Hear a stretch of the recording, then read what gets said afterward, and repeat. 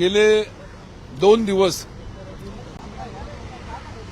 माझ्या मतदारसंघातल्या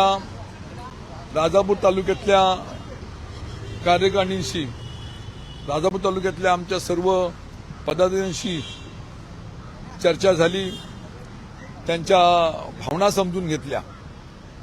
त्यानंतर लांजा तालुक्यातल्या कार्यकारिणीच्या लोकांच्या पदाधिकाऱ्यांच्या भावना समजून घेतल्या। माझ्या मतदारसंघामध्ये असलेला दाभोळ जिल्हा परिषद गट तिथल्या लोकांच्या भावना समजून घेतल्या आणि आज या ठिकाणी मी शिवसेनेचे पक्षप्रमुख उद्धव ठाकरे साहेबांची भेट घेतली। मतदारसंघामध्ये ज्या ज्या घटना घडत होत्या,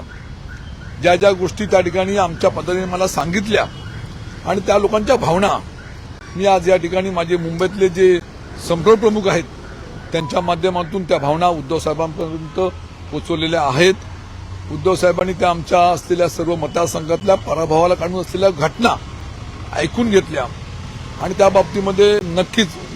उद्धव साहेबांकडे भावना ऐकून घेतल्यानंतर ते योग्य ते निर्णय घेतील अशा तऱ्हेच्या माझ्या अपेक्षा आहेत। तुम्ही नाराज आहात असं म्हटलं गेलं, खरंच ती नाराजी दूर झाली का? मी काय म्हटलं की 2007 साली झालेला पराभव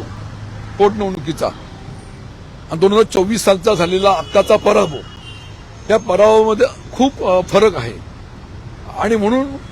2024चा झालेला पराभवाबाबतीमध्ये ज्या भावना होत्या त्या भावना मला स्वतःला समजल्या, लोकांनी मला सांगितल्या आणि त्या पराभवाला कारणीभूत ज्या घटनाक्रम आहेत त्याबद्दल नक्कीच मी नाराज होतो, नाराज आहे आणि त्या नाराज असलेल्या भावना मी उद्धव साहेबांपर्यंत पोहोचवल्या। राजनभाईजी, जी माहिती मिळते, तुम्ही ज्या कार्यकर्त्यांच्या भावना जाणून घेतल्यात, कार्यकर्त्यांचं असं म्हणणं आहे की आता पक्ष बदलला पाहिजे, भाजपमध्ये गेलं पाहिजे, पक्ष बदलाचे संकेत त्या पदाधिकाऱ्यांच्या भावना असतील,